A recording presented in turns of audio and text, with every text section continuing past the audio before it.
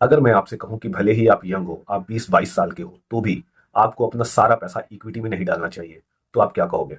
आप कहोगे कि सारे इन्फ्लुएंसर्स हमें यही बोलते हैं कि अगर हमारी एज 20-22 साल की है और हम ज़्यादा रिस्क ले सकते हैं, तो हमें अपना सारा पैसा इक्विटी में ही डालना चाहिए।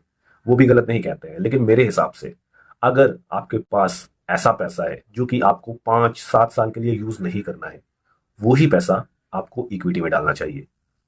देखो, फ्यूचर ना बड़ा अनसर्टेन है, हमें नहीं पता आगे आने वाले टाइम में क्या होने वाला है। आपकी जॉब रहेगी नहीं रहेगी, ऊपर वाला ना करे। कल को कोई फैमिली इमरजेंसी पड़ जाती है, कल को कोई मेडिकल इमरजेंसी पड़ जाती है, क्या उसके लिए आपके पास प्रॉपर फंड अवेलेबल है? आपके पास इतनी सेविंग बची है? अगर नहीं है, क्योंकि आपने सारा पैसा इक्विटी में डाला हुआ है, तो यकीन मानो ये एक रिस्की बेट है। अब मैं ऐसा क्यों कह रहा हूं, उसके पीछे एक वजह है। मान लो बियर मार्केट आ जाता है, और एक लंबा बियर मार्केट आ जाता है, 1 साल, 2 साल, 3 साल, 4 साल के लिए।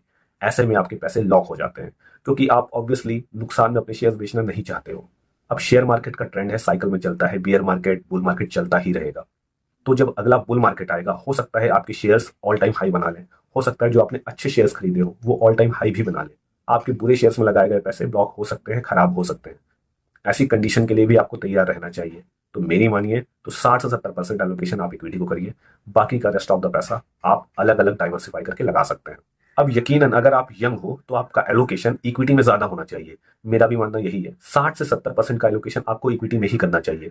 लेकिन बाकी के 30 से 40% का जो हिस्सा है, उसे आपको डाइवर्सिफाई करना चाहिए। कुछ कैश में रखना चाहिए, कुछ आप ग्लोबल मार्केट में इन्वेस्ट कर सकते हैं, और कुछ आप कमोडिटी में इन्वेस्ट कर सकते हैं, इंक्लूडिंग सिल्वर एंड गोल्ड।